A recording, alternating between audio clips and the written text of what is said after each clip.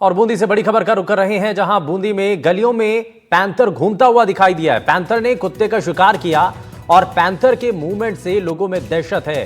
CCTV कैमरे में panther की तस्वीरें कैद हो गई हैं और इसके बाद वन विभाग की टीम को इसके बारे में जानकारी दी गई है और ये बताया जा रहा है कि अब ये तस्वीरें भी सामने आ गई हैं। ये आप देखिए, सीसीटीवी कैमरे में ये पैंथर की तस्वीरें कैद हुई हैं। दरअसल पैंथर ने कुत्ते का शिकार किया और ये आप देखिए, रात के समय में अंधेरे में पैंथर जो है गली में घूमता हुआ दिखाई देता है और इस दौरान एक कुत्ते का शिकार करता है। और बूंदी की ये गलियां हैं जहां पर ये आप देखिए, सलीम अली इस बीच हमारे संवाददाता जुड़ गए हैं ज्यादा जानकारी के साथ। सलीम, क्या जानकारी मिल रही है? ये बूंदी की गलियों में पैंथर घूमता हुआ दिखाई दिया? बिल्कुल, मैं आपको बता दूं, ये बूंदी जिले के इंद्रगढ़ इलाके का पूरा मामला है, जहां पर ये पैंथर घूमता हुआ दिखाई दिया। कुत्ते का शिकार होने पर जो है आसपास के लोगों ने जब देखा तो सीसीटीवी फुटेज खंगाले तो एक पैंथर नजर आया तो उनके होश उड़ गए। दहशत गर्दी वहां पर पैदा हो गई, लोग दहशत में आ गए। सूचना मिलने पर वन विभाग की टीम भी मौके पर पहुंच गई थी, जहां पूरा मामला सीसीटीवी में कैद होने पर वन विभाग के अधिकारियों ने भी जो है पैंथर होने का अंदेशा जताया है। दरअसल ये इलाका जो है पहाड़ी और किले से ढका होने के चलते यहाँ पर जंगल का मूवमेंट होने की वजह से पैंथर का मूवमेंट बना हुआ है। इससे पहले भी एक माह पहले भी यहाँ पर पैंथर का मूवमेंट बना हुआ था। हालांकि कोई घटना घटित नहीं हुई, लेकिन इलाके के लोगों को वन विभाग के अधिकारियों ने कहा है कि वो सतर्क रहे, सजग रहे, रात के समय पर जो बाहर ना निकले। अब ऐसे में वन विभाग की टीम लगातार गश्त कर रही है। वन विभाग की टीम का कहना है कि गश्त के कर्मचारी लगातार आसपास के एरिया में जो है मूवमेंट बनाए हुए हैं। यदि पैंथर का मूवमेंट दोबारा देखा है तो उच्च अधिकारियों को जो है अवगत करवाया जाएगा और ट्रैंकुलाइज इसको करवाकर सुरक्षित स्थान पर यहाँ पर छोड़ा जाएगा। जी, बहुत शुक्रिया सलीम इस पर जानकारी देने के लिए। तो फिलहाल पैंथर का मूवमेंट दिखाई दिया है। वह जोधपुर से खबर है, जहां जोधपुर के शास्त्री नगर थाना पुलिस ने बाइक पर स्टंट करते हुए लोगों की जान जोखिम में डालने वाले एक युवक को गिरफ्तार किया है। दरअसल बुधवार की शाम को वीर दुर्गादास फ्लाईओवर पर एक मोटरसाइकिल सवार का बाइक पर स्टंट करते हुए रॉन्ग साइड में तेज रफ्तार से आते हुए बाइक चलाते हुए एक सोशल मीडिया पर वीडियो सामने आया है। अब ये तस्वीर आप देखिए, ये रॉन्ग साइड में ये शख्स बहुत तेज रफ्तार के साथ बाइक चलाता है। बाकायदा इसका एक वीडियो भी सामने आया है। ये तस्वीरें आप देखिए, रॉन्ग साइड में बहुत तेजी के साथ ये बाइक को दौड़ाता हुआ दिखाई देता है और इस दौरान सामने से ट्रैफिक भी आ रहा है, गाड़ियां आ रही हैं, बस आ रही हैं, टू व्हीलर आ रहा है और इस दौरान अपनी जान तो जोखिम में डाली ही है, लेकिन साथ में दूसरे लोगों की जान भी अब मुश्किल में है। दरअसल वायरल वीडियो होता है और पुलिस ने सीसीटीवी कैमरों की मदद से बाइक चालक का पता लगाकर उसे गिरफ्तार कर उसकी बाइक को जब्त कर लिया है। शास्त्री नगर थाना अधिकारी ने जुल्फिकार ने बताया कि सोशल मीडिया पर वायरल इस वीडियो के आधार पर युवक की गिरफ्तारी की गई है। अरुण हर्ष हमारे संवाददाता जुड़ गए हैं ज्यादा जानकारी के साथ। अरुण, क्या जानकारी मिल रही है? कौन है ये शख्स जो ना सिर्फ अपनी जान जोखिम में डाल रहा है बल्कि सड़क पर चलने वाले दूसरे लोगों के लिए भी मुसीबत बना हुआ है? देखिए, सबसे बड़ी बात यह थी कि पुलिस की कार्यप्रणाली में इस मामले में तारीफ करनी पड़ेगी। कल रात को जैसे ही वीडियो वायरल हुआ, उसके बाद में पुलिस ने सीसीटीवी की मदद से कह सकते हैं कि तुरंत तलाश की और तलाश करने के साथ आरोपी युवक जो है मोहनपुरा का रहने वाला है, उसको गिरफ्तार कर लिया और साथ ही साथ बाइक भी जब्त कर ली। वीर दुर्गादास ब्रिज पर आप देखिए वीडियो में दिखाई दे रहा है किस तरह से रॉन्ग साइड है, जो वन वे है, जबकि उस पुल पे सामने से आने वाला रास्ता है, लेकिन उसी पर विपरीत दिशा में बाइक चला रहा था और स्टंट कर रहा था और किसी राहगीर ने ये वीडियो बनाकर सोशल मीडिया पे डाला था और जिसको आप देखिए किस तरह से जो है एक्सीडेंट होते होते बचे लोग और कह सकते हैं कि बड़ी दुर्घटना हो सकती थी। पुल से ऊपर से नीचे गाड़ी गिर सकती थी, लेकिन इस युवक के जो है लापरवाही के चलते कई लोगों की जान जोखिम में आई थी, जिसके बाद जो है पुलिस ने गिरफ्तार कर लिया और साथ ही साथ इसकी मोटर व्हीकल एक्ट में को भी जब्त कर लिया। अब इनका लाइसेंस कैंसिल कराने का जो है उसमें प्रोसीजर जो है पुलिस अपनी तरफ से पेश करेगी। ठीक है, बहुत शुक्रिया अरुण इस पर जानकारी देने के लिए। लेकिन ये तस्वीरें हैरान करने वाली हैं और न सिर्फ इस शख्स ने अपनी जान जोखिम में डाली बल्कि सड़क पर चलने वाले दूसरे लोगों को भी मुश्किल में डाल दिया। वहीं उदयपुर से बड़ी खबर है, जहां हड़ताल पर उदयपुर रेजिडेंट डॉक्टर्स एसोसिएशन और डॉक्टर की मौत के विरोध में कार्य बहिष्कार किया गया। आज से कार्य बहिष्कार का ऐलान किया गया और अनिश्चितकाल के लिए अब डॉक्टर जो हैं हड़ताल पर चले गए हैं। 18 जून को डॉक्टर की करंट लगने से मौत हुई थी। वाटर कूलर से पानी भरते समय करंट लग गया था। डॉक्टरों ने प्रशासन पर लापरवाही का आरोप लगाया और ये जो है बड़ा मामला इस बीच सामने आता है। अब इसको लेकर के ये कहा जा रहा है कि डॉक्टर्स जो हैं वो अनिश्चितकालीन हड़ताल पर आ चुके हैं। संजय व्यास हमारे संवाददाता जुड़ गए हैं। आप संजय, क्या जानकारी मिल रही है? डॉक्टर्स एसोसिएशन अब साफ कर रही है कि पूरा जो है वो कार्य बहिष्कार रहेगा और आगे जो है आप इसका ऐलान कर दिया गया, अनिश्चितकाल तक के लिए अब हड़ताल पर चले गए डॉक्टर। बिल्कुल, मैं बता दूं कि जिस तरह से जो पोस्टमार्टम की रिपोर्ट आई है उससे जो रेजिडेंट डॉक्टर है वो नाखुश है, क्योंकि उनका कहना है कि जो पोस्टमार्टम की रिपोर्ट आई है उसके अंदर जो एविडेंस थे उनको बिल्कुल नकारा गया है, क्योंकि जो उनके नाखून काले हो गए थे, कई जगह पे स्पॉटेज जो था उनको बिल्कुल नकारा गया है। इसके चलते रेजिडेंट डॉक्टरों ने अभी भी मोर्चरी के बाहर हंगामा किया था और उसके बाद उन्होंने ये कहा है कि जब तक मांगे नहीं मानी जाएगी और जब तक सही रिपोर्ट नहीं बनाई जाएगी और उसके अंदर हमारे प्रतिनिधि भी शामिल होंगे तभी इस रिपोर्ट को माना जाएगा। यदि ये रिपोर्ट नहीं होती है और या फिर हमको सम्मिलित नहीं किया जाता है तो हम अनिश्चितकालीन हड़ताल पर रहेंगे। इसके चलते जो रेजिडेंट डॉक्टर हैं उनका कहना है कि आज इनके साथ ही डॉक्टर रवि के साथ हुआ, कल किसी और के साथ, किसी और डॉक्टर के साथ भी हो सकता है। इसके चलते पूरे जो जहाँ के उपकरण हैं उनको व्यवस्थित रूप से और उनको चेक करवाया जाए, किस कारण से इनके अंदर करंट आ रहा है, इसकी पूरी जांच की जाए। जी, एक चीज और भी है कि प्रशासन पर गंभीर आरोप लगाया, लापरवाही का आरोप है, तो इसमें सीधे तौर पर किसी को लेकर के जिम्मेदारी?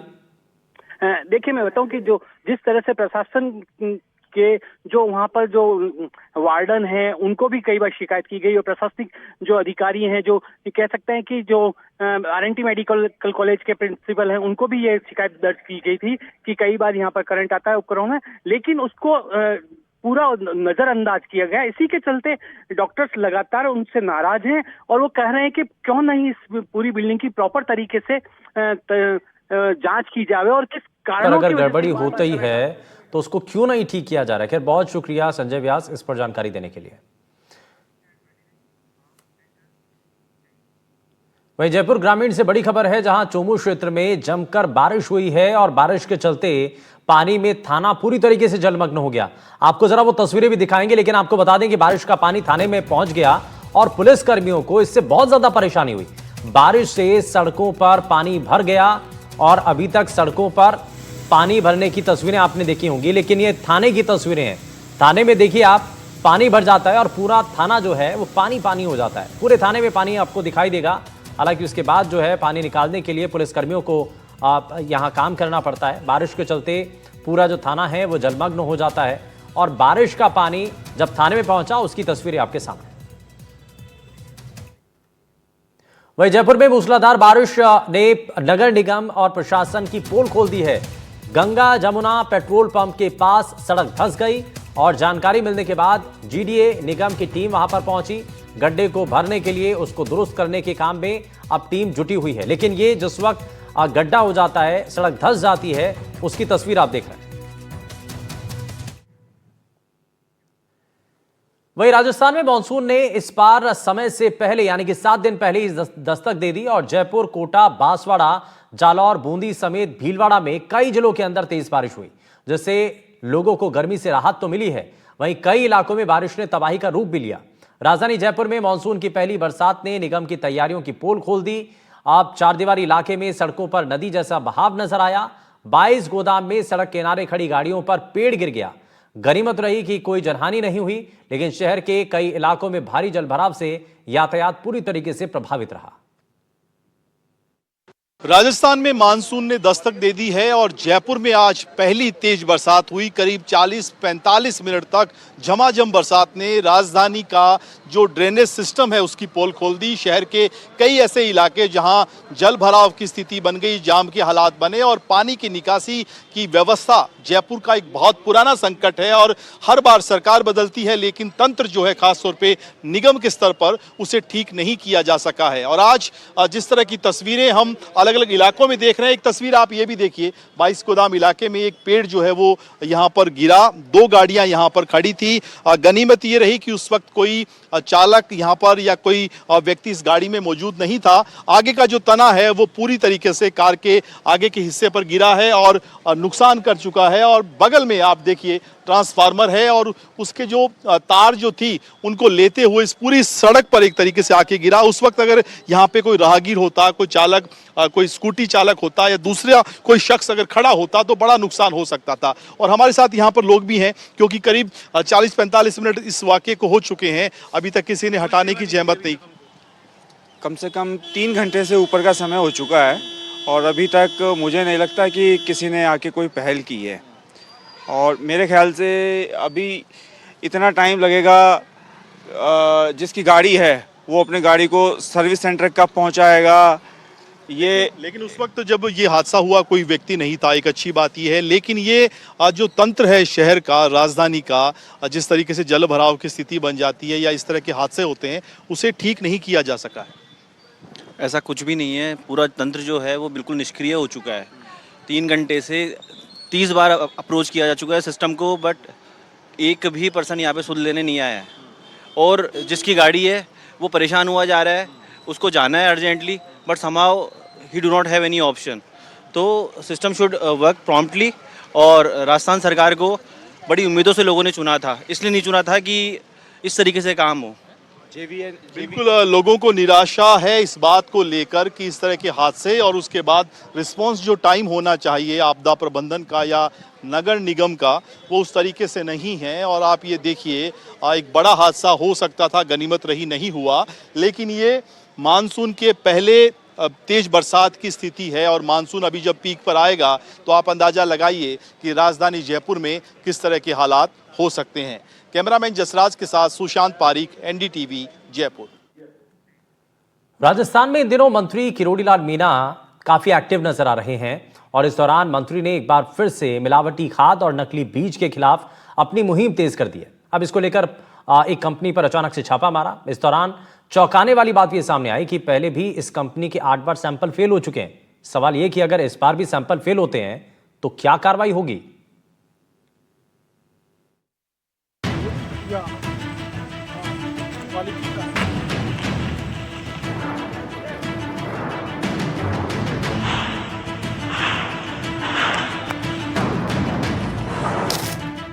बीते दिनों खाद बीज की फैक्ट्रियों पर हुई छापेमारी को लेकर राजस्थान की सियासत में काफी उथल-पुथल रही। मंत्री की कार्रवाई और फैक्ट्रियों पर कार्रवाई का तरीका खूब चर्चा में रहा। लेकिन बीते दिनों राजस्थान में जो कुछ भी हुआ वो दिल्ली तक भी पहुंच गया। मंत्री किरोड़ीलाल मीणा ने एक रिपोर्ट पीएमओ तक भेज दी। जब मंत्री दिल्ली से वापस लौटे तो सभी को लगा कि शायद अब कोई हंगामा नहीं होगा। लेकिन उसके बाद ही मंत्री एक बार फिर उदयपुर से करीबन 15 किलोमीटर दूर खाद बनाने वाली पटेल फॉस्फोकेम कंपनी पर पहुंच गए और छापा मारा। ये एसएसपी की वही कंपनी है और यहाँ से रामा फास्फोरस नाम की कंपनी है, वहाँ पर भी छापा मारा। तो लगातार जो उदयपुर में जो खाद बनाने वाली कंपनी है, एसएसपी की बात करें तो ये जो कट्टे बन रहे हैं, इन्हीं कट्टों को जांच के दायरे में लिया गया है। और जांच के लिए इन्हीं कट्टों पे जो आप उधर भी देख सकते हैं पूरा लोड जमा है। और यहाँ पर भी ये एसएसपी सिंगल फॉस्फोरस जो खाद है, उस खाद को लेकर इन्होंने लगातार कार्रवाई की। पूरे 1 से 1.5 घंटे तक अलग अलग जो लोट है, जैसे सामने लोट है, उसके पास वाला, उसके पीछे जो तमाम लोट है, उन लोट की पूरी तरह से इन्होंने जांच की। और जांच करने के बाद में जो कृषि विभाग के अधिकारी मौके पर पहुंचे थे, मौके पर पहुंचने के बाद में उनके सैंपल भी लिए। फिर एक्शन में मंत्री, खाद बीज कंपनी पर छापा, कार्रवाई से मचा हड़कंप, खुद जांचा खाद का सैंपल। फिर एक्शन में मंत्री किरोड़ीलाल मीणा, मिलावटी खाद और नकली बीज के खिलाफ मुहिम, पटेल फॉस्फोकेम कंपनी पर अचानक मारा छापा, कार्रवाई से खाद बीज बनाने वाली कंपनियों में हड़कंप। पहले भी कंपनी के 8 बार सैंपल फेल हो चुके हैं। ये इसका नाम है पटेल फॉस्फोकेम लिमिटेड। तो आपको शिकायत मिल रही थी इस सहित अनेक दूसरे प्लांट्स की कि जो अपना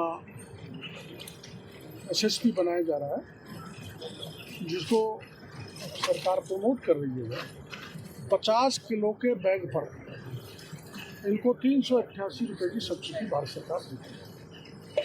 भारत सरकार इसलिए ये डीएपी का अल्टरनेटिव बना। दरअसल मंत्री किरोड़ीलाल मीणा ने सिंगल सुपर फास्फोरस खाद की गुणवत्ता को लेकर मौके पर ही जांच की। मंत्री ने खुद खाद को हाथ में लिया और पानी मिलाकर देखा। उन्होंने ये भी कहा कि इस कंपनी के 8 बार सैंपल पहले फेल हो चुके हैं। सवाल उठता है कि जो सैंपल फेल हो चुके हैं वो लॉट कहां हैं? यही नहीं, हर एक कट्टे पर सरकार 388 रुपए की सब्सिडी देती है। ऐसे में 1 करोड़ रुपए की सब्सिडी ली गई। वहीं मंत्री ने कहा कि जांच में मानक पाया जाएगा तो पीठ थपथपाई जाएगी, अमानक पाए जाने पर FIR दर्ज होगी। लाल मीणा का कहना था कि 30,000 जो कट्टे हैं वो मार्केट में गए तो उनकी सैंपलिंग, वो कट्टे कहाँ गए क्योंकि उनकी सैंपलिंग फेल हो चुकी थी और प्रत्येक कट्टे पर 388 रुपए की जो सब्सिडी उठाई थी उसमें करीबन 1 करोड़ की राशि होती है। तो तमाम जो सवाल जो पुराने थे उन सवाल को भी उठाया, उसके बाद में अंतिम जाकर कहते हुए गए कि इन सभी के सैंपल लिए जाएंगे, सैंपल लेने के बाद में अगर इनका अमानक पाया जाएगा तो FIR दर्ज करवाई जाएगी और मानक पाया जाएगा तो पीठ थपथपाई जाएगी। तो यानी कि जो किसानों के पास में जिस तरह से जो अमानक रूप से जो खाद जा रही है, किसानों की जो भूमि है वो खराब हो रही है, उसके साथ में जो फसल है वह भी खराब हो रही है।